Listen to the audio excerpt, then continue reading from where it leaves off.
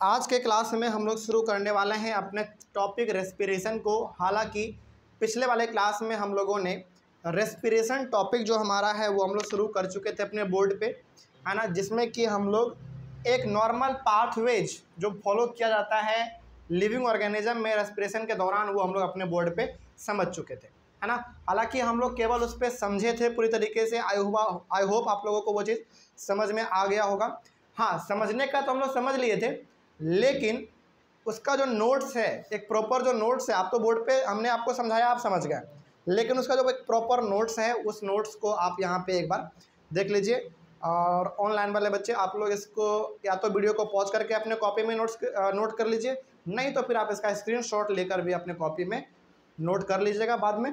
लेकिन इसका आप एक बार नोट्स लिख लीजिए, और नोट्स में भी वही सारा कुछ है जो कि आपने बोर्ड पे समझा था, बस यहाँ पे रिटन रूप में है, वहाँ पे आपने डायग्राम के थ्रू समझा था। ठीक है, तो आप इसको जो है एक बार पहले देख लीजिए। बाकी ये चीज़ हमने आपको समझा दिया है अपने बोर्ड पे ही। ठीक है, तो आप इसको एक बार लगातार देखते चलिए। हम यहाँ पे आपके लिए धीरे धीरे स्क्रॉल करते हैं ताकि आप इसका नोट्स भी यहाँ पे लिख सकें। जैसा कि आप देख सकते हैं, रेस्पिरेशन का वही डेफिनेशन सेम लिखा हुआ है, ब्रीदिंग का भी डेफिनेशन वही सेम लिखा हुआ है जो हमने आपको बोर्ड पे दिया था, लिखा था हमने बोर्ड पे। उसके बाद फिर हमने बताया था कि दो प्रकार का रेस्पिरेशन होता है, एक एरोबिक रेस्पिरेशन और एक एनएरोबिक रेस्पिरेशन। वही चीज़ है यहाँ पे हमने बताया था एरोबिक रेस्पिरेशन में कि जो रेस्पिरेशन ऑक्सीजन के प्रेजेंस में किया जाए वो हमारा एरोबिक रेस्पिरेशन कहलाएगा, और जो रेस्पिरेशन ऑक्सीजन के एब्सेंस में किया जाए वो हमारा एनारोबिक रेस्पिरेशन कहलाएगा। उसके बाद हमने फिर आपको कहा था कि रेस्पिरेशन के दौरान जो हमारा सेल एनर्जी बनाता है वो तुरंत कंज्यूम नहीं कर लेता है, बल्कि उसको वो स्टोर करके रखता है। वो भी किस फॉर्म में? एटीपी के फॉर्म में स्टोर करके रखता है। और वो स्टोर करके जो एटीपी के फॉर्म में रखता है उसको वो तब इस्तेमाल करता है जब उसके बॉडी को ज़रूरत पड़ती है ना। इसके बाद फिर आपने जो बोर्ड पे देखा था कि 3 पाथवेज फॉलो किए जाते हैं कि ईस्ट में किस प्रकार से रेस्पिरेशन होता है, फिर से हमारे मसल सेल्स में किस प्रकार से रेस्पिरेशन होता है, उसके बाद फिर किस प्रकार से माइटोकॉन्ड्रिया में होता है। तो ये तीनों का तीनों चीज़ आप अपने बोर्ड पे समझ चुके हैं, है ना। बस यहाँ पे आप एक बार इसका रिटन नोट्स का स्क्रीनशॉट ले लीजिए। यहाँ पे हम धीरे धीरे स्क्रॉल कर देते हैं, यहाँ पे वही सारा कुछ लिखा हुआ है जो कि आपने बोर्ड पे समझा था, बस ये आपका रिटन रूप में है, बस और कुछ इसमें बड़ी बात नहीं है।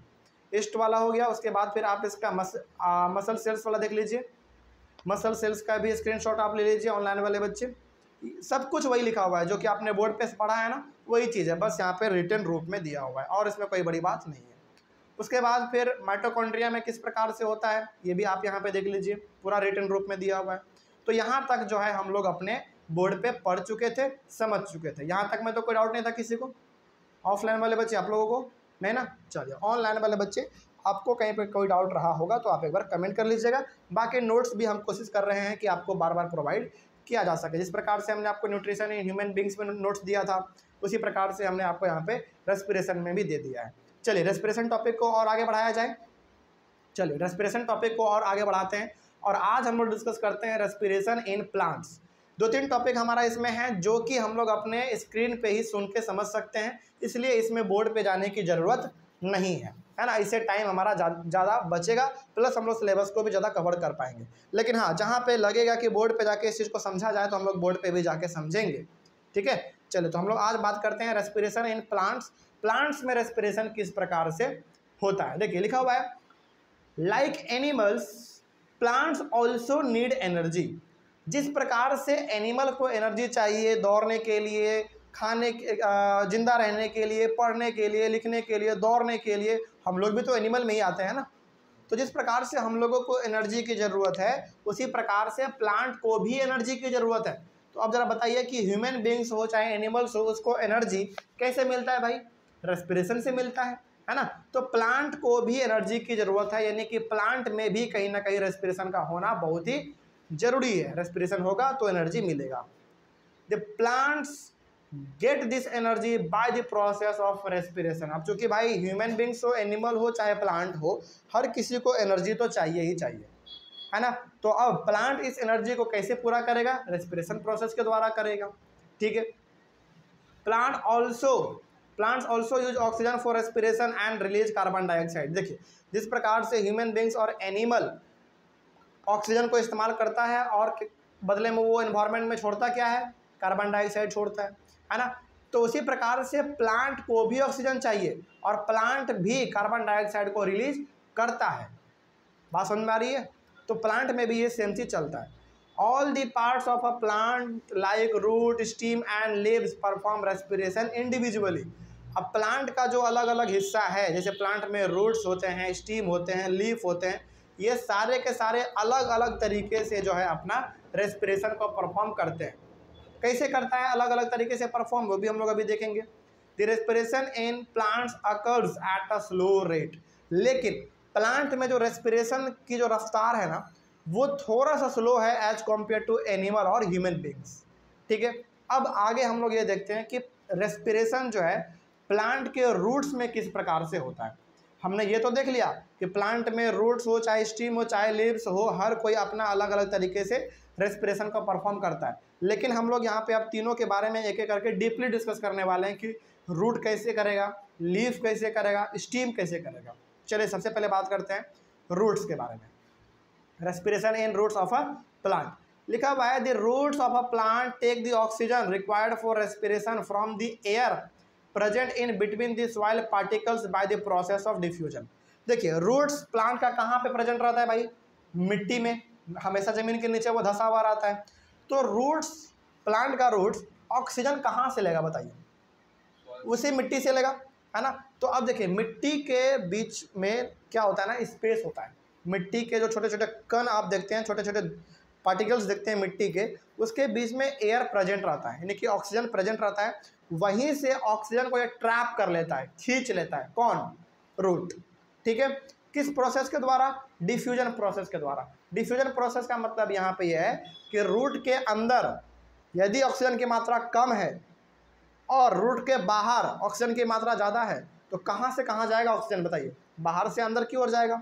आपने पढ़ा होगा 9th क्लास में, higher concentration to lower concentration, यही होता है हमारा डिफ्यूजन। उसके बाद the carbon dioxide gas produce during respiration diffuses out into the air through the same passage. तो जिस रास्ते से रूट ऑक्सीजन को लेगा, उसी रास्ते से ये कार्बन डाइऑक्साइड भी रिलीज करेगा, जिस प्रकार से ह्यूमन बीइंग करता है। कोई समस्या इसमें?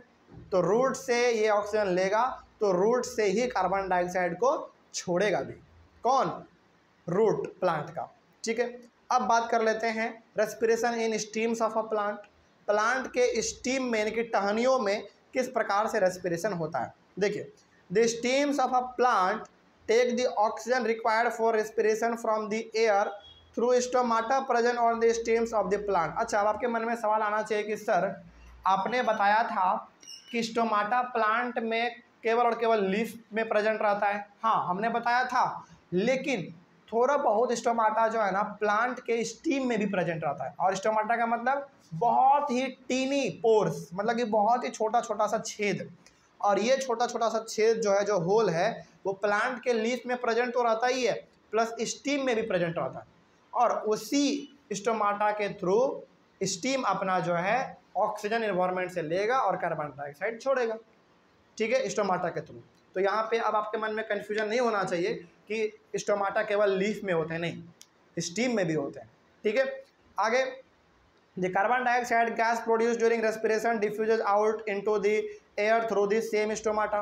और जिस स्टोमाटा से, यानी कि स्टोमाटा के थ्रू ही स्टीम अपना ऑक्सीजन लेगा, तो स्टोमाटा के थ्रू ही स्टीम कार्बन डाइऑक्साइड को रिलीज भी कर देगा। ठीक है, ये हो गया हमारा स्टीम के बारे में। अब आ गया हमारा लास्ट लीफ के बारे में। देखिए लीफ में क्या होता है। लीफ में थोड़ा सा केस अलग है, लेकिन यहाँ पे आप जरा समझिए ध्यान से। देखिए प्लांट ना रूट के द्वारा भी रेस्पिरेशन करता है, स्टीम के द्वारा भी रेस्पिरेशन करता है, लेकिन most of the respiration plant कहाँ से करता है मालूम है? लीफ से। लीफ से, उसके पत्तों से, क्योंकि वहाँ पे स्टोमाटा ज़्यादा प्रेजेंट होता है एज कम्पेयर टू स्टीम। ठीक है, देखिए क्या लिखा हुआ है, the leaves of a plant take the oxygen required for respiration from the air through stomata present on the leaves of the plant. ये तो हम लोग पूरी तरीके से जान चुके हैं कि लीफ के ऊपर स्टोमाटा प्रेजेंट रहता है, यानी कि छोटे छोटे होल प्रेजेंट रहते हैं, उसी होल के थ्रू प्लांट अपना ऑक्सीजन लेगा। ठीक है। आगे, the carbon dioxide gas produce during the respiration diffuses out into the air through the same stomata. और जो कार्बन डाइऑक्साइड रिलीज होगा, जो बनेगा प्लांट के अंदर, वो कार्बन डाइऑक्साइड भी जो है प्लांट इसी स्टोमाटा के थ्रू इन्वायरमेंट में रिलीज कर देगा। ठीक है, कुछ समस्या ज़्यादा समझने में। लेकिन अब यहाँ पे दो बहुत ही इंपॉर्टेंट पॉइंट हमने यहाँ पे लिखे हैं, इस चीज़ को आप समझिएगा ध्यान से।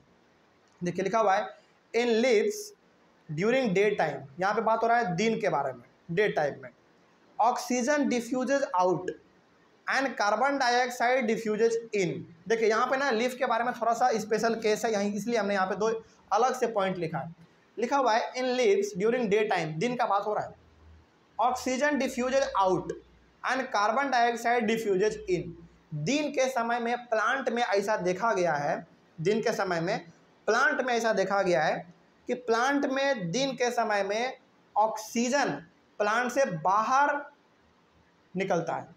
समझिएगा ध्यान से, यहाँ पे ये पॉइंट समझ गए तो आप लीफ के बारे में बहुत अच्छी चीज़ों को समझ जाएंगे। लिखा हुआ है दिन में प्लांट में खास करके ऑक्सीजन बाहर निकलता है प्लांट से और कार्बन डाइऑक्साइड प्लांट के अंदर जाता है दिन में। लेकिन यही चीज़ जो है ना रात में उल्टा हो जाता है। रात में but during night time oxygen diffuses in, लेकिन रात में ऑक्सीजन प्लांट के अंदर आएगा। ठीक है, पहला बात ये। And carbon dioxide diffuses out, और रात में कार्बन डाइऑक्साइड को वो बाहर छोड़ेगा। कोई समस्या भी इसमें? ये अधिकतर जो है ना लीफ, प्लांट का लीफ ऐसे ही परफॉर्म करता है। कैसे करता है समझ में आ गया? प्लांट के लीफ के बारे में यदि आपसे पूछे तो आप क्या बताएंगे? प्लांट के लीफ के बारे में यदि आपसे पूछे तो आप ये बताइएगा कि देखो भाई, दिन के समय में ना ऑक्सीजन प्लांट से बाहर निकलता है और कार्बन डाइऑक्साइड प्लांट के अंदर जाता है दिन के समय में। लेकिन रात के समय में यही चीज़ उल्टा हो जाता है।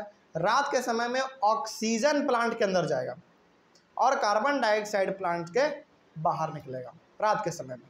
ये हो गया हमारा पूरी तरीके से रेस्पिरेशन प्लांट के अंदर। इसमें आपने रूट के बारे में भी देख लिया, स्टीम के बारे में भी देख लिया और लीव्स के बारे में भी देख लिया। कोई डाउट इसमें आप समझने में? चलिए, उसके बाद हम लोग अपने अगले वाले क्लास में डिस्कस करेंगे रेस्पिरेशन इन एक्वेटिक एनिमल्स, यानी कि जो पानी में जानवर हमारे रहते हैं, जानवर के तौर पे बेसिकली शार्क, व्हेल, मछली, ये सब जो होते हैं हमारे, उनके बारे में हम लोग बात करेंगे, वो भी अगले वाले क्लास में। यहाँ तक तो कोई समस्या नहीं। चलिए, थैंक यू वेरी मच।